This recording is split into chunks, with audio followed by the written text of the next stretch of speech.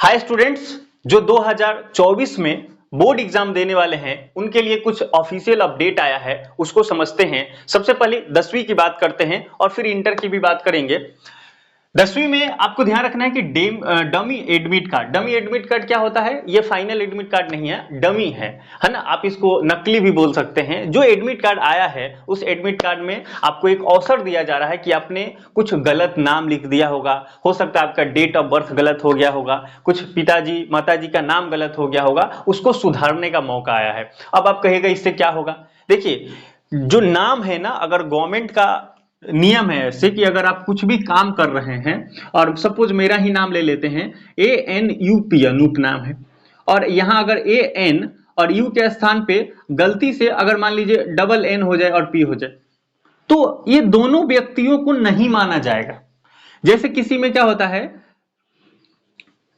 कमलेश हमने लिखा और ई के स्थान पे गलती से ए हो जाए, आपके गलती हुआ हो या बोर्ड का गलती हो, किसी का गलती हो, आपके एडमिट कार्ड में गलती है ना, आपका ही गलती माना जाएगा। अगर कमलेश, अब सब जगह क्या है कि ई है और आपके किसी एक डॉक्यूमेंट में ए आ गया, तो इसको गलत माना जाएगा और आपका कोई काम नहीं होगा। जब भी आप जाएंगे तो कहेगा आप तो हिले नहीं, दोनों अलग अलग डॉक्यूमेंट है।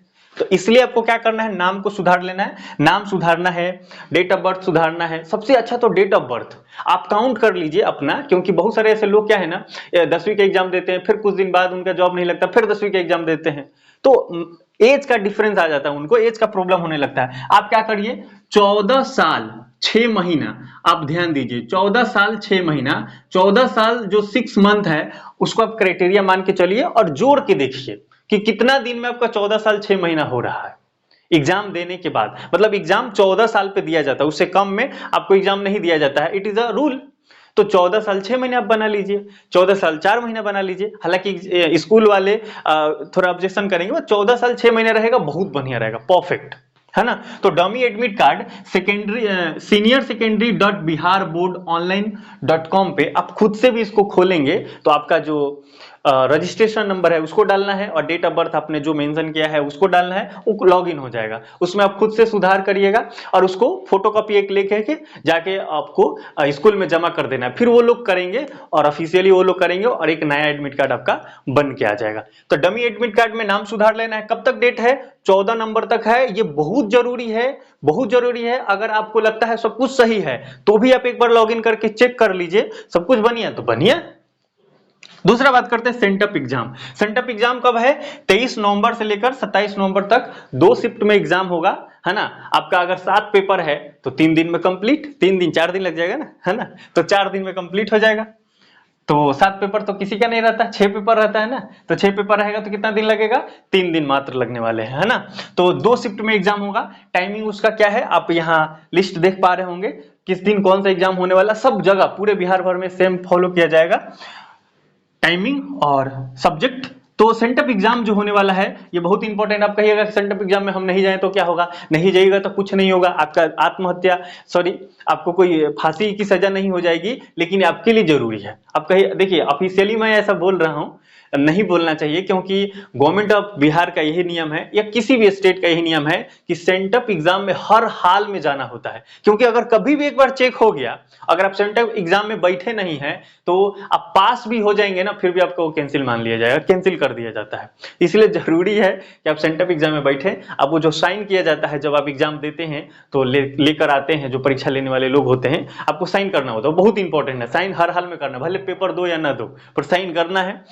देखो हम प्रैक्टिकल बता रहे हैं, ऑफिशियली क्या है वो मैं नहीं बता रहा हूं। मैं तो ये बता रहा हूं कि नहीं भी दीजिएगा तो भी बहुतों का काम चल जाता है, लेकिन नहीं देना गलत है। क्यों? क्योंकि दीजिएगा तो आपको एक एक्सपीरियंस भी होगा एग्जाम देने का, तब तो वहां जाकर आप बेटर फॉर्म कर पाएंगे। कई लोगों का क्या होता है, एग्जाम फोबिया होता है, जैसे एग्जाम में बैठते हैं हाथ पांव कांपने लगता है, माइंड उनका डिस्टर्ब होने लगता है, और 10वीं तो फर्स्ट होता है। और अगर आप इंटर का भी हैं तो निश्चित ही आपको ध्यान देना चाहिए कि एग्जाम में अगर आप जितना ही बैठेंगे उतना ही आपको अच्छा एक्सपीरियंस होता है, तो आप अच्छा परफॉर्म कर पाते हैं नेक्स्ट एग्जाम में, है ना। तो एग्जाम जरूर दीजिए, सेंटअप एग्जाम है ना, खेलना नहीं है, रिस्क भी नहीं लेना है। आने वाले फ्यूचर के लिए आपको एग्जाम में बैठना है, एक एक्सपीरियंस होगा, फ्यूचर में कोई टेंशन भी नहीं रहेगा। कम और ज्यादा नंबर आएगा उससे इफेक्ट नहीं पड़ेगा, लेकिन यही होगा अगर बहुत मान लिया आप टपे कर गए तो टप करके तो चेक किया जाता है है ना।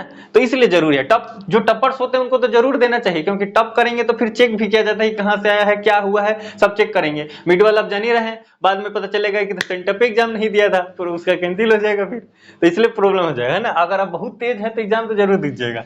दूसरी बात करते हैं इंटर के लिए, और ये जो अंतिम मौका है ये इंटर के लिए भी है और 10th के लिए भी है। क्या है ऐसा कि आप जो फॉर्म भरे हैं, रजिस्ट्रेशन जो आपने किया है, तो एक अंतिम मौका दिया जा रहा है 10 नवंबर तक। अभी से जब भी आप वीडियो देख रहे हैं 10 नवंबर 2024 तक ये आपको लास्ट डेट है। यहां आपको लास्ट डेट का वेट नहीं करना है। अगर आपने रजिस्ट्रेशन किया है और फॉर्म जो पहले आपको दिया गया था अवसर, आपने फॉर्म नहीं भर पाया है, तो अंतिम मौका है। कुछ पैसा आपको शुल्क दिया जाएगा, जो लेट शुल्क होता है वो, और आप इस फॉर्म को भर लीजिए। 10 नवंबर लास्ट डेट है। 10वीं में पढ़ते हैं, रजिस्ट्रेशन आपने किया है, फॉर्म भर सकते हैं। 12वीं में पढ़ते हैं, अगर आपने रजिस्ट्रेशन किया है फॉर्म भर सकते हैं, नहीं भरे हैं तो हर हाल में आप दीजिए। आप ऐसा भी, कुछ लोग क्या सोचेंगे तैयारी नहीं हुआ है, कुछ लोग सोचेंगे कि चलो अगला साल देंगे, अगला साल ऐसे नहीं होता सर, डीमोटिवेशन आ जाता है। इसलिए आप इसी साल एग्जाम दीजिए, जो होगा देखा जाएगा। अगर मान लीजिए बहुत अच्छा नंबर नहीं आया, मतलब कुछ लोग का बोल रहे, जो रेगुलर पढ़ रहा है उसका तो अच्छा ही आएगा, और मैं तो चाहूंगा सबका फर्स्ट डिवीजन और 480 नंबर आ जाए, है कि नहीं।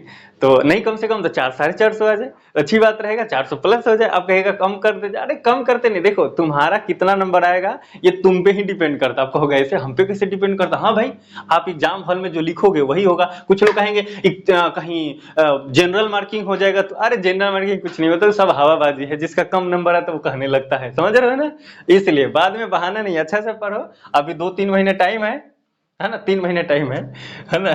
कुछ लोग 2 महीने सोच के दिल धक, अरे 2 महीना बचा है, नहीं 3 महीना मान लो।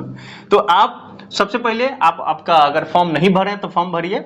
और कुछ लोग अगर एडमिट कार्ड उनका जारी हुआ है, जो फॉर्म भरे थे पहले, तो उनका डमी एडमिट कार्ड आया है, तो वो आप चेक कर लीजिए। 14 नवंबर का लास्ट डेट है। और सेंटअप एग्जाम 10वीं के लिए आया है। 12वीं का जब आएगा तो मैं आपको नोटिफिकेशन दूंगा। अभी थोड़ा नोटिफिकेशन देने में थोड़ा सा लेट हो गया है ना, क्योंकि मेरा जो पोस्ट ग्रेजुएशन का एग्जाम था उसको थोड़ा फॉर्म वगैरह भरने में और एडमिशन लेने में, बीएचयू आते जाते आपको जान ही रहे हैं, बिहार से बीएचयू आना थोड़ा सा दूर भी है, मतलब उतना भी दूर नहीं लेकिन फिर भी है ना। मिलते हैं अगले वीडियो में। तो इस काम को आप करिए।